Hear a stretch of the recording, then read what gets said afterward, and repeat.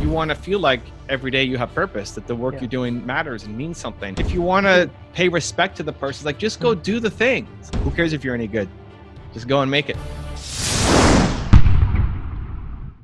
Hey folks, this is Sid. And Eric. And this you're is listening Evan. to C3 Chat. We love it. Which stands for College, Careers, and Credit. And today we have the most incredible guest. I'm so excited to introduce Evan Carmichael.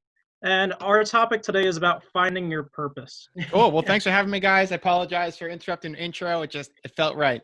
It was so perfect. We have not had anyone interrupt like that. We love it, man. So Evan, before we started, we mentioned to you that our audience is a certain type of age group. But with that said, we are always open for other people to listen. C3 Chat Show, which is College, Careers, and Credit. In this case, we're having you here. We want to talk about that finding your purpose, right?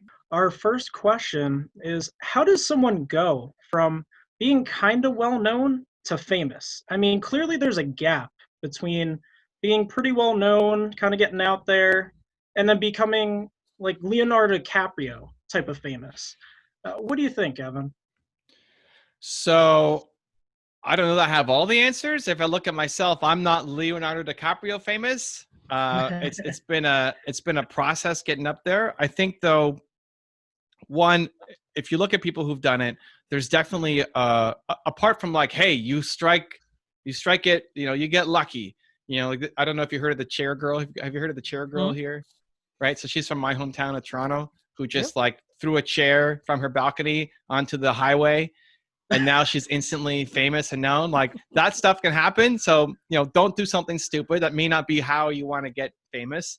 But definitely creating, I think, consistency of content that gets you known for something. So, DiCaprio he was making movies. And even though he, I don't know what role for him was the one that got him super well known.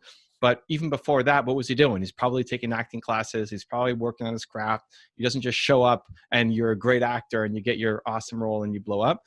There might be one moment that allows you to take off, but there's still all the work that led to it. So what is the craft that you want to get great at, right? Leonardo DiCaprio is a great actor. What do you want to be great at? Everybody has that ability at something. Is figuring out what that ability is and then honing that craft so that you actually can become one of the best in the world at it. That's quite interesting. So really, practice that craft, build better on it, right? And kind of ultimately try to get the top of that little class of whatever you're looking to be. For anything. I mean, look at my YouTube channel, right? I'm 11 years in now on my YouTube channel. 6,000 videos. I was not very good at the beginning. Go watch. They're all still there. I haven't deleted a video. Go back and watch my first videos. You can see there's Evan getting his channel started at 29. Yeah, 28. I was 28 when I first started. Look at your show too. I'm sure, like, if you look at episode 1 of this show, it's cringe compared to what you're doing now. And if you keep doing it in 5 years, this one will be cringe compared to what you're capable of doing, right? Like, the more you keep doing it, the more you get into it. You just have to define what is it. What do you love doing? Like, if you're going to launch a podcast, you better love interviewing people. You better love having conversations. If you don't do it. There's so many other things you could be great at. Yeah, so what do you want to spend the next X number of years getting better at, honing your skill at, studying other people at? Because if you don't love it, you're not going to stay consistent on it. You're not going to follow. Even though you say, I'll do whatever it takes, you won't if you don't love the process. So it's interesting, Evan, you bring this up because for me particularly, I run a networking event in New Jersey, New York area called Switch Events.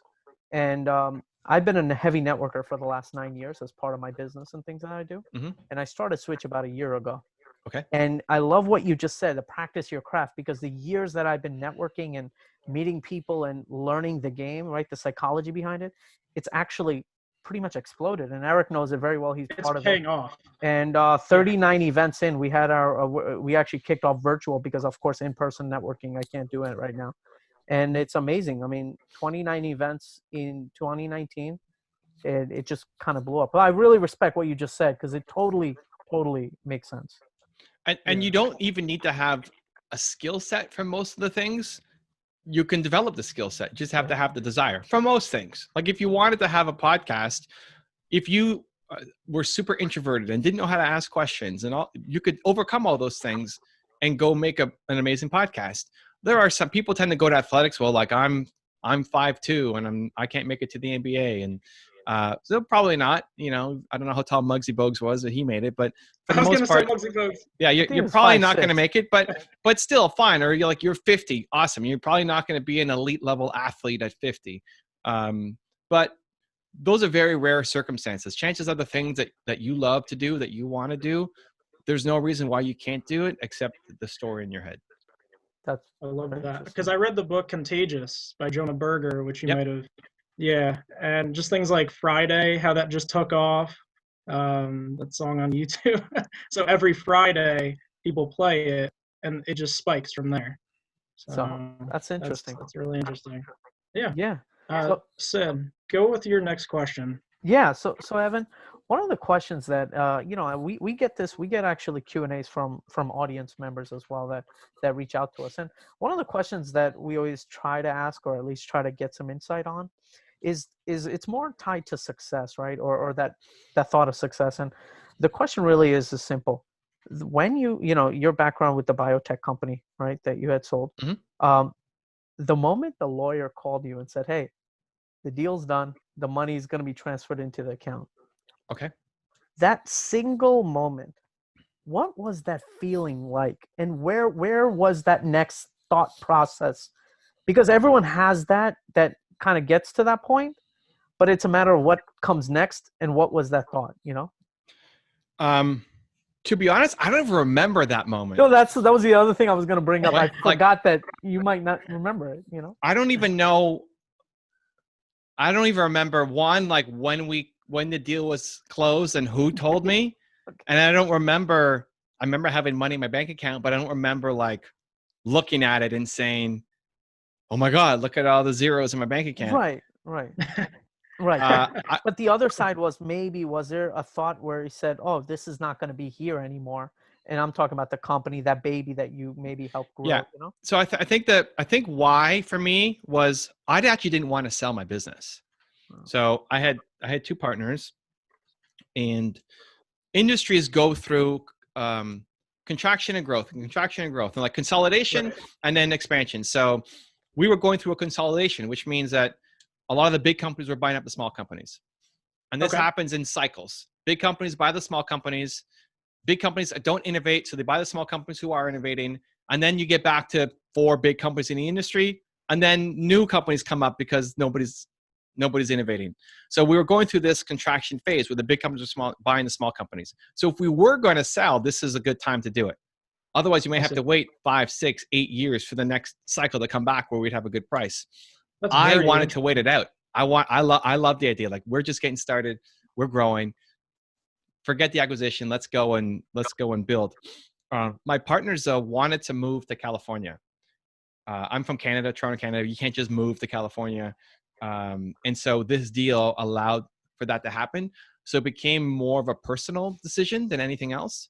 And I'm not going to get in the way of my partners, living their life and creating the dream for themselves. So they went with the company. The thing that would allow them to be in California was they had to work with the company that was buying us for, I don't know, 2 years or something. I was the business guy, so I wasn't needed, and I didn't want to go to California. So I remember being here in Toronto and then waking up the next day saying, I don't know what to do. Like, what do I do now? Right. I mean, it's a great problem to have. You got a whole bunch of money in your bank account, but it's still, you want to feel like every day you have purpose, that the work you're doing matters and means something. So I didn't know what I wanted to do. And I listened to Gerard Adams recently, another individual who's a pretty big entrepreneur. At least grew up in New Jersey, not too far from where. Yeah. I know Gerard. And was listening, and actually that point that you made, that like, what am I going to do now? That thought came to his brain too, and of course, you figure it out 2 minutes after that, I wanted to build on that. Yeah. I wanted to build on that because, like Tom from MySpace, he had that one hit, and then now he just surfs and does photography all over the world, and he didn't feel like he needed to do anything else with his life because he did all he wanted to do. So that's interesting that you wanted to do something else and you wanted to still have a purpose, Evan.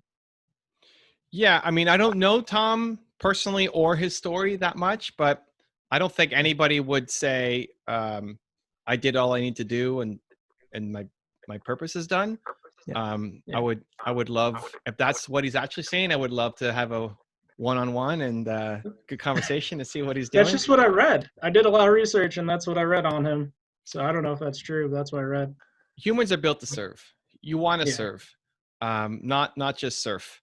So it doesn't mean that you necessarily have to have a big purpose and mission to serve the world, but it could be just serving the 25 closest people to you. Yeah. So to bring that little built to serve you just brought up, I know behind you, you have this fantastic book behind you that just Yeah, new book. Yeah. So Called would you Built to mind Serve? dropping it in there? And we're going to drop this in the show notes anyway, but mind just giving us a quick blip on that, you know? Well, the idea is that you're built to serve, that if you're not happy, it's because you're not serving. And that's either serving the world, like you guys want to have a bigger mission. You wouldn't be having this podcast if you didn't want to have an audience. You wouldn't be hosting networking events and if you didn't want to meet people and have an impact on them. Chances are your listeners also want to have a bigger impact. But not everybody is built to serve the world. Some people love serving the 25 closest people to them, just close, super tight-knit friends, family. Maybe don't want to build a giant company. That's okay. But if you're not happy, it's because you're not serving. And they did functional MRIs on people's brains and found that serving others hits the same part of your brain as having food and having sex, which are both pretty important things as humans as well. And so it's a human need. Like you need it. You need to feel like you're helping other people and that your work means something. If you woke up every day and felt like what you did today doesn't really matter, you're not going to live a happy, positive, fulfilled life. If you woke up and felt like this matters, it may not matter to a million people, but it matters to somebody. And the work I'm going to do today, whether it's doing an interview or making a video or doing an email or call, like that today I'm going to make something that matters. If you felt every day that the work you did mattered, you would definitely be a lot more purposeful, happy, optimistic, fulfilled, and more productive as well. Yeah, and the world would be a better place. If everybody thought Amen. like that. Amen, Eric. Amen, dude. So Evan, another simple question, but really kind of going away from this, bringing up, I know last year, me and Eric followed you during your tour that you did in the U.S. Mm-hmm. And, I know right now we're all stuck, but in the future, are you looking to do something like that? Put it out there to the audience. Maybe. I don't really plan that far ahead. Okay. So I don't know. Okay. I love coming to Toronto, though. Definitely. I have quite a bit of family over in Toronto and Brampton, Mississauga, and all those areas. So. Awesome. Yeah. Mississauga's pretty close. So last year we did a 23 city tour, 90 days. I broke my neck twice along the way. I got my collar right here.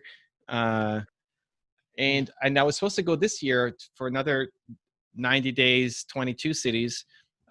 We got denied at the border. They wouldn't let me through this time. The U.S. border control, whatever, wouldn't let me through. Now it's fingers crossed, like super grateful, because if we got stuck away from home for this whole Corona thing, I'm much happier to be, at my home in Toronto with family and all that. We'll sign a petition next time you come. Just give us a call for sure. Yeah. Let me through. Let me in. I've been doing a whole bunch of traveling. Like I love traveling with the work that I do. So I don't know. I might do another tour, or I might just do speaking gigs and traveling. I'm not so attached to the how. Gotcha.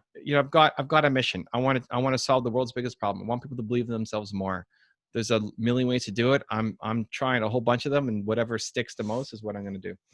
What can we do to help you, Evan? That was one of our main questions. What do you want from us? Yeah, I think the biggest thing is actually spreading. I want to spread belief. So spreading belief, like encouraging your listeners to do something. If you guys are listening and watching this, and you've done how many episodes of this show? So you're going to be episode number 40. So yeah. Number 40. So these guys have, it's a lot of work putting 40 episodes together. Mm-hmm. Yeah. Do something. Like if you listen to this and you get inspired and say, I need to chase down my dreams. I got goals for myself. Here's what I want. Do something about it. Like the greatest gift anyone can ever give is following through on the advice. Just like if you're if Sid is meeting somebody at an event, at one of his awesome networking events, and they says, "Hey Sid, how do I XYZ?" Like the greatest thing they could do is actually just listen to Sid's advice and go do it. Yeah. If you wanna pay respect to the person, like just go do the thing. So I love what you just said, because I was a guest on somebody's podcast in India yesterday. It was Okay. an hour-long podcast. It was an hour and 13 minutes, unreal. And at the end of it, I said, what can I get you to change or do the next thing? She goes, lady saying, "Oh, I'm writing a book. I've been writing it for 4 years." So what are you waiting for? What are you waiting for? And it really made her trigger, oh my God, I got to do something. I said, how about this? For you especially, I'll follow up every single week and send you a message saying, what have you done this week on the book? And I said, in a month, you'll finish writing this book. Because you're pushing them along, you're prodding them along. Yeah. Some people need. And if you don't have Sid emailing you every day, asking how you're doing, you can listen to 39 other episodes of the show and go back. Well, that's the, hopefully, yes, Right? I mean, We're great. trying, crushed it, Evan. Evan. We're trying, man, But the greatest thing you can ever do, so I love the question because it's coming from a place of service. The greatest thing that you can do is not treat it like a transaction, and instead take action on the ideas. The greatest thing you could do for me is say, "Hey, Evan, you inspired us to do XYZ," and we went off and did it. More than, "Hey, can you promote my book?" or "Can you send people to my YouTube channel?" Right? Yes. Yeah. Well, Evan, I could say you've inspired me last year to push myself to start doing more videos. So actually, after watching you, I started doing Instagram lives. Okay. And then after Instagram live, I realized, you know what? I'm pretty good with this whole video stuff. So then I just went ahead and started doing all sorts of other stuff, YouTube and all sorts of other videos and stuff. So thank you for that. I really appreciate that. I love it. Oh, go ahead. No, I think, and as I hear that line of thought, I love it. The only thing I would adjust is, as I got pretty good, I went in to do other YouTube videos and other tech. Awesome. And the shortcut, the path for future ones, who cares if you're any good? Just go and make it. I can't believe how long I've followed you, because for years I've been working on my 9-to-5 job search app, which is a job searching platform. Okay. And you've actually given me tips through Instagram. You've sent me little videos. You've helped me over the past year, and I've followed all the videos, like top 10 rules for success, and I listened to that at the gym on YouTube. And that's pumped me up, and that's motivated me to get to the point that I'm at right now. So I wanted to thank you for that. Yeah. Cool. I think that's super valuable. Like whatever makes you feel bold, powerful, confident, unstoppable, ready for the next level, you need more of that in your life. Like if you guys are listening to this and you love Eric and Sid, then you need more Eric and Sid in your life. Like I'm serious. Go back and listen to the 39 episodes, because the way they think and the guests they bring on, the conversations they have, if it's resonating with you, you need more of that in your life, because nobody in your life, chances are, the people listening, you're the most ambitious person in your life. You're the most ambitious person that you physically know and that you can see on a regular basis. So you're often a person who's lifting other people up, but there's nobody lifting you up. And you need that, because otherwise you stay complacent, and everybody thinks, oh, look at what they're doing. Look at how good a job you're doing and how big a game you're playing. But you know you're capable of more. Totally. You're just playing a really... What's that? Sid and I work off of each other. We do 16 to 18-hour days every day, and we work off each other's energy. That's awesome. And and pulling up. So I have people I work with and it's amazing, great energy. But then I think I'm crushing it. And then I look at an Elon Musk video of him saying he wants a backup plan for the planet. I feel like, oh my God, I'm thinking small, right? Like you need those moments of other people, whether actually in your life talking to you or just through videos and books and podcasts that pull you up. So Right. The mentors that you're talking about, the ones that aren't in front of you, but they are in front of you. Yeah, I call them aspirational mentors. Instagram provides a cool little environment too, though, now where people are going live and you can talk, maybe ask your mentor a question or even doing something like this. Like I've been helping Eric for the past year, apparently on Instagram. It's great. Like I do that with a lot of people. And here we are now here on a podcast, right? That wasn't available to your parents. No. Like your parents at your age didn't have this opportunity. And so use it. If you could ask Evan Carmichael or Tony Robbins or whoever one question, what do you want to ask? And that's more and more feasible than ever before. Mm-hmm. And so take advantage of those opportunities. It's awesome. Well, thank you, Evan, Amazing. so much. I know we're towards the end of the show.